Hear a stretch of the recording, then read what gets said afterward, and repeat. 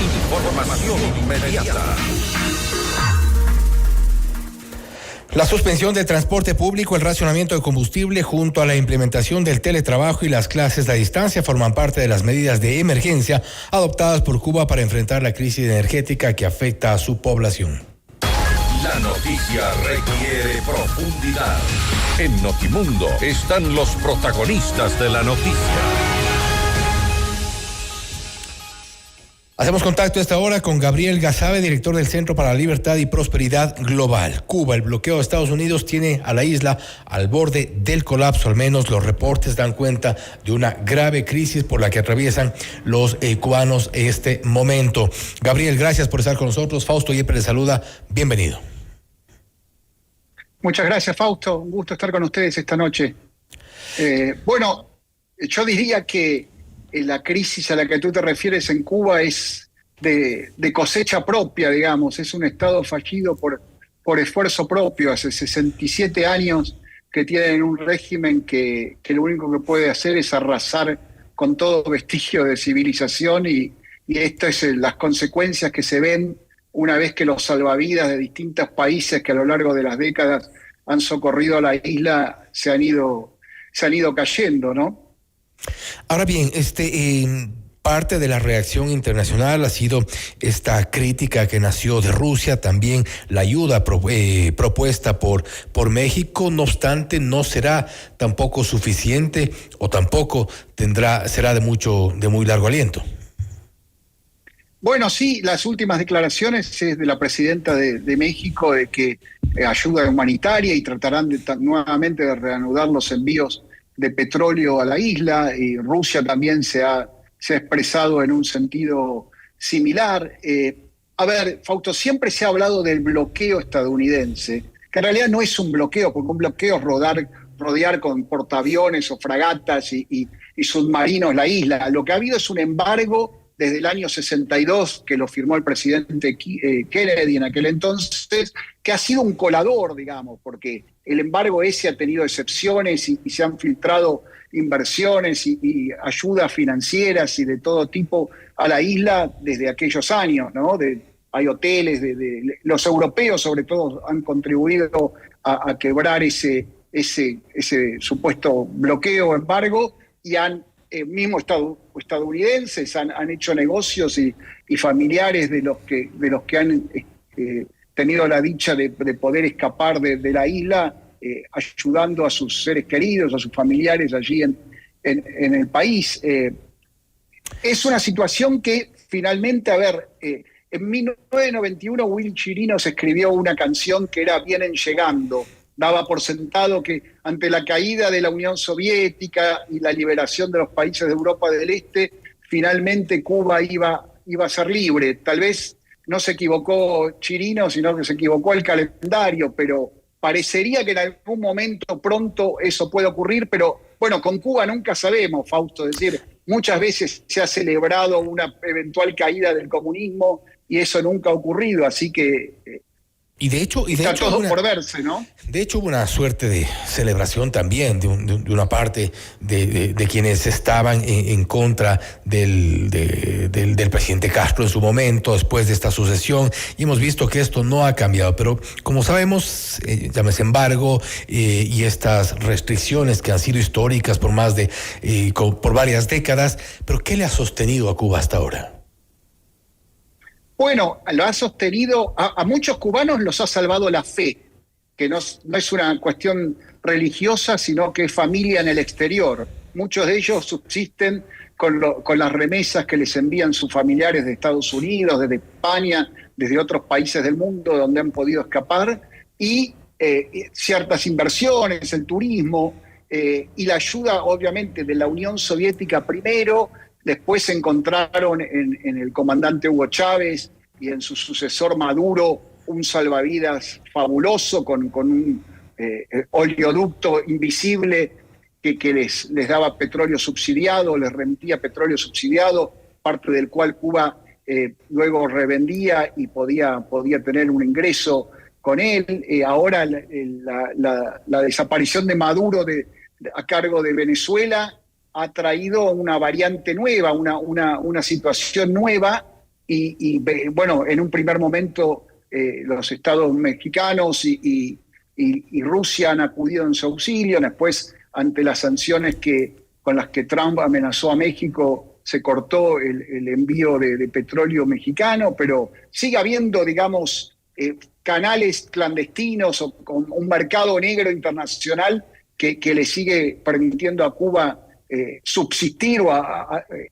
apenas subsistir. Pero bueno, ahora la crisis energética, lo que tú decías al inicio de la nota, que se suspende el transporte, se suspende las escuelas presenciales, desde mañana hay aerolíneas internacionales que cancelan vuelos.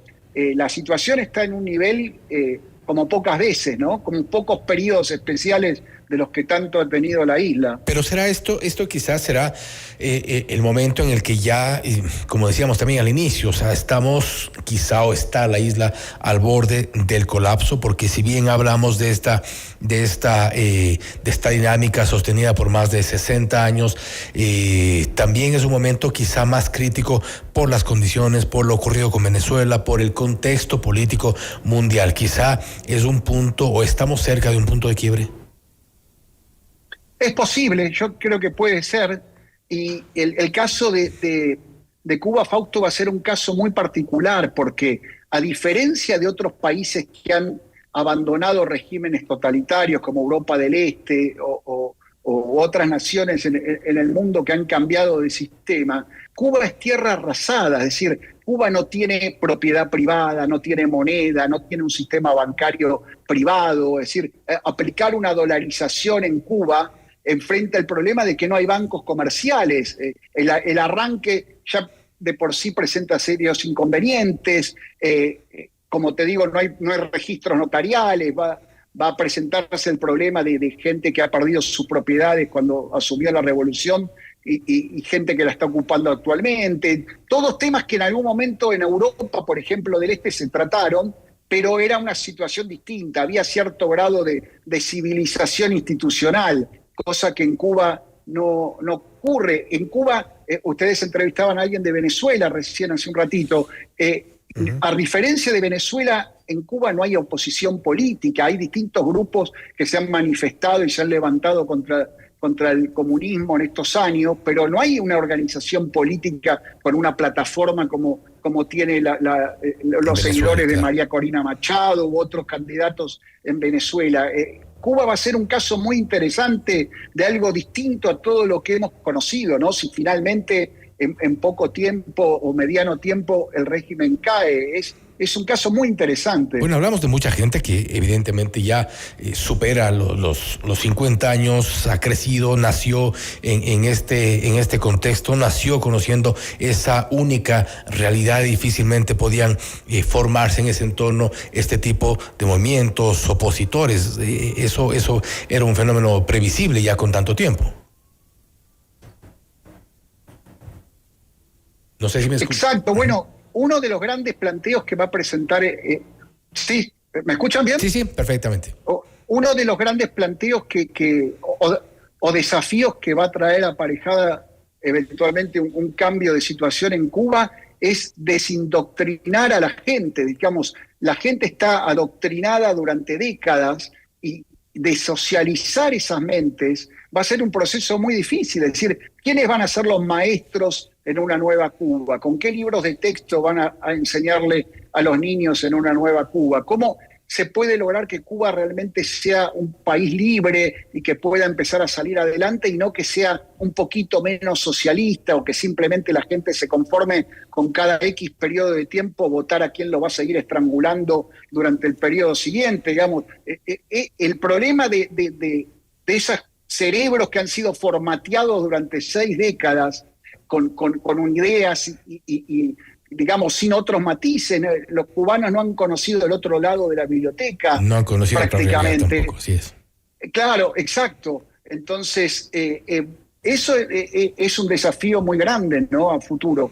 Nosotros en el instituto estamos organizando un evento para fines de abril en Boca Ratón sobre esto, sobre plantear las distintas situaciones que va a enfrentar una nueva Cuba eventualmente el día que el régimen caiga. ¿Cómo hacemos con la propiedad privada? ¿Qué moneda va a manejar el país? ¿Cómo se maneja la justicia? la gente que imparte justicia hasta las 0 horas del último día de este régimen no pueden ser jueces al día siguiente. Entonces, hay muchas cosas, Fausto, que Cuba no tiene, como decían recién cuando hablaban de Venezuela, ¿no? Venezuela es un caso distinto. Ahora bien, en lo coyuntural, y creo que es importante también hacer esta reflexión porque por la vía del combustible nadie habría pensado que esto podría terminar en una crisis como la que ya se está viviendo. Lo que decíamos al inicio, la suspensión del transporte, el racionamiento de combustibles, también la implementación de teletrabajo, la situación de los estudiantes en las escuelas, pero la falta de combustible está asfixiando al punto de que la Organización de las Naciones Unidas ya ha advertido de una posible crisis humanitaria en todo este contexto que se está viviendo. ¿Esto está muy cerca quizá? Bueno, sí, a ver, la población cubana ha vivido en una crisis humanitaria desde enero del 59, pero hoy día se ha agravado y creo que los fríos de estas últimas semanas han ayudado un poco a calmar los ánimos, porque imagínate con el calor que hay permanentemente en esa zona del Caribe, sin electricidad, sin un pequeño ventilador que te ayude a sobrevivir o sin una refrigeradora que pueda estar conectada, la vida se hace aún más penosa y más dura de lo que es, ¿no? Puede ser, sí, en Argentina, de donde yo soy, se habrán dado cuenta por mi acento, cuando ha habido veranos muy tórridos y problemas energéticos, han sido momentos donde los ánimos se exacerbaban y había turbas y había disturbios y la gente salía a las calles. Cuando se cortaba la electricidad en la ciudad de Buenos Aires mismo, que es una ciudad bastante próspera y bastante civilizada, cuando se cortaba en algunos barrios había alguna situación de caos y de pseudo guerra civil local, digamos, por unas horas. Entonces, yo creo que la energía es como la gota que va a rebalsar el vaso si continúa esta situación así, ¿no? Quedan algunos días también para conocer más de cerca los efectos. Gabriel, nuevamente, gracias por su tiempo y gracias por haber estado con nosotros. No, gracias a ti, gracias a ustedes. Muchas gracias. Nuevamente, gracias. Gabriel Gazabe, director del Centro para la Libertad y Prosperidad Global. Cuba, el bloqueo de Estados Unidos tiene a la isla al borde del colapso. Algunos de los efectos que se han advertido, por ejemplo, la reducción de las inversiones, el comercio limitado, la escasez de medicinas y alimentos, como ya hemos anotado, también los servicios públicos afectados. La situación podría tornarse crítica y al menos así también lo han advertido desde la ONU. Esto es Notimundo Estelar, siempre bien informados. Usted está escuchando Notimundo.